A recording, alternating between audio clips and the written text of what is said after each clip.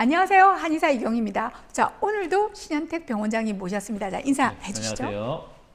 네, 오늘의 주제는요. 지난 영상에서 소개해드렸던 암의 가장 빠른 조기 진단법, 액체 생검의 실제 이용 사례라고도 할 수 있는데요.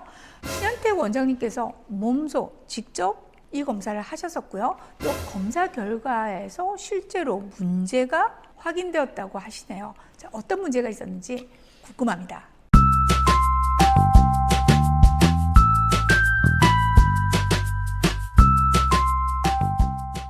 네, 제가 액체 생검을 처음 알게 된 것은 2019년이었는데요. 한 세미나에 참석했다가 검사에 대한 정보를 얻게 되었고, 이 검사가 가지는 의미를 알게 되면서 굉장한 호기심이 발동했었습니다.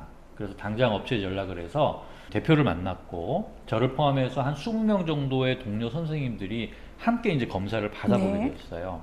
2주 정도 후에 검사 결과지를 받아서 각자의 결과를 비교해 봤는데요. 20명 대부분은 다 건강했지만 그 중에 신장암으로 이제 치료를 하고 계신 선배님 한 분 계셨었습니다. 자신의 결과도 궁금했지만 그분의 검사 결과가 어떻게 나오는지에 대해서 모두 관심이 좀 높았죠. 실제로 이제 암 생존자의 상태를 그 검사가 반영할 수 있는지 궁금했었어요.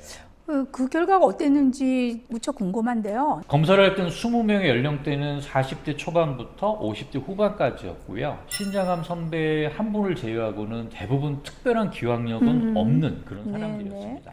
검사 결과는 시각적으로 이해하기 편하도록 암종별로 1부터 10까지 이제 막대 그래프로 이제 표기가 되고요. 1, 2는 양호, 네네. 3, 4, 5는 관심, 6, 7, 8은 주의, 그리고 9, 10은 위험 상태로 구분이 되는데요. 6 이상일 때, 즉 주의 단계부터는 일반적으로 전암 단계라고 불리는 그런 상태라고 볼 수 있습니다. 아, 그 전암 단계라면 암종이 확인되기 바로 전 단계를 그 말씀하시는 거죠? 네, 그렇습니다. 암의 발생은 이전 영상에서 말씀드렸던 것처럼 어느 날 갑자기 급격하게 발생하는 것이 아니죠. 수년 이상, 심지어 10년 넘는 오랜 시간에 걸쳐서 서서히 경과가 진행되는 겁니다. 일반적으로 영상 진단으로 암이 확진되기 이전의 상태를 전암 단계라고 할 수 있겠습니다. 네, 그 검사 선생님들 결과 정말 궁금해지는데요. 네. 네, 20명의 피검자 중에서 17명은 5단계 이내, 즉 큰 이상이 없는 것으로 확인되었고요. 네네.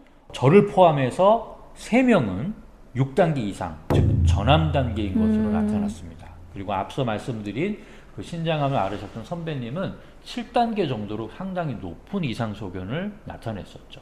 자, 제 검사 결과지를 한번 보실까요? 위암, 대장암, 폐암의 위험도가 높게 나타났고요. 대장암의 경우 전암 단계로 볼 수 있다는 소견이었습니다. 그런데 공교롭게도요, 그 해에 제가 대장 내시경을 하면서 용종을 한 10여 개 정도 떼어냈고요.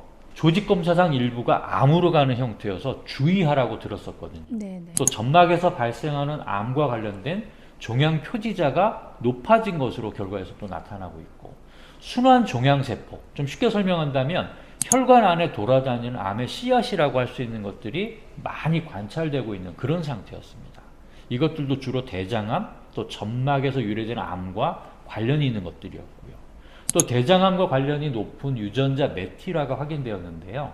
메티라란 말이 좀 어려울 수 있는데 대장암이 발생하는 것을 억제하는 유전자가 망가졌다는 그런 의미인 겁니다. 결과적으로는 그냥 놔두면 대장암으로 진행이 된다. 이런 의미인 거죠. 정리해보자면 정상적인 분들은 정상으로 확인이 되었고요.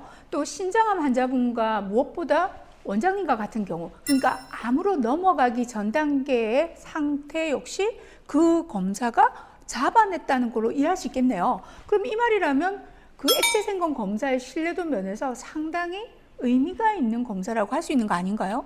네, 사실 그래서 제가 더 관심을 가지게 된 거고요. 지금까지 계속해서 임상에 사용하려고 애쓰고 여러분들에게도 소개하고 있는 거죠. 물론 20명 정도의 사례가 결코 충분한 것은 아니지만요. 암 생존자분들에게 적용을 해봤을 때 충분히 활용 가능성이 있을 거라는 확신을 개인적으로 가지고 있습니다.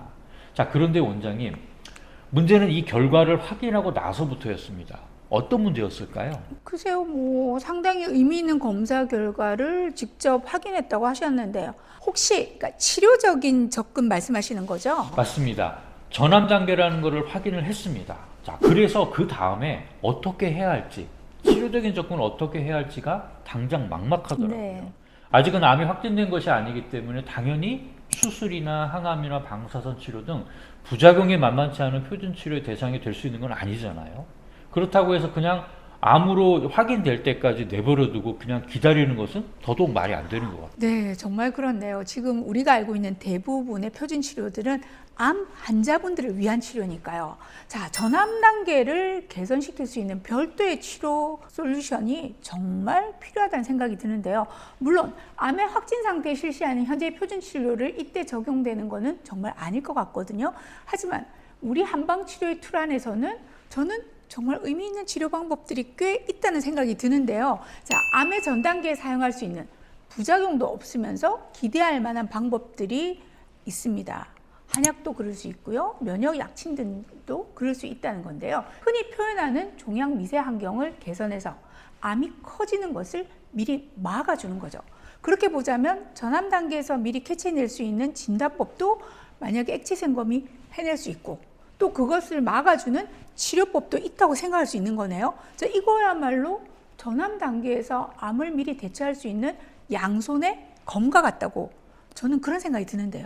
네, 맞습니다. 만성 염증 환경으로 대표되는 종양 미세 환경을 개선해서 전암 단계에서 더 이상 진행되지 않게 하는 것이 이제 치료의 목표가 되겠죠. 암 환자분들이 표준 치료는 이런 경우의 대상이 아닐 수밖에 없습니다. 그래서 제가 선택한 방법은 백두홍이라는 약침을 복부에 있는 경혈, 천추혈에 투여하는 천추 메가 약침이라고 불리우는 한방암 치료법이었는데요. 백두홍은 우리말로 할미꽃인데요. 과거에 SB 주사라고 불리우는 항암제의 주성분이 바로 이거였죠. 물론 한약을 복용하고 운동도 열심히 하고 스트레스 관리도 잘하고 금주, 금연 등도 실천해야 하지만 개인적으로 백두홍 약침의 효과 여부가 궁금했었기 때문에 백두홍 약침 시술 이외에는 일부러 일체의 다른 투약이나 노력은 하지 않기로 했었습니다.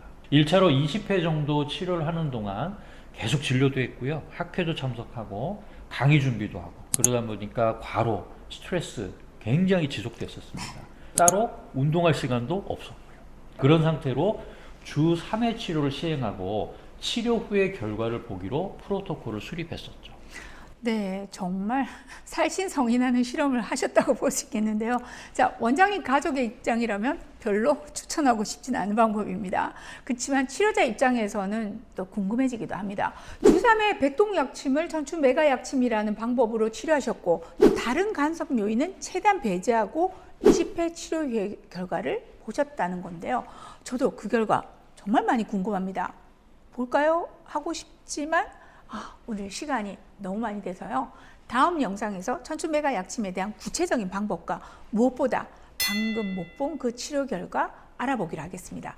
오늘 정말 감사드리고요, 원장님. 다음 주에 다시 뵙도록 하겠습니다. 감사합니다.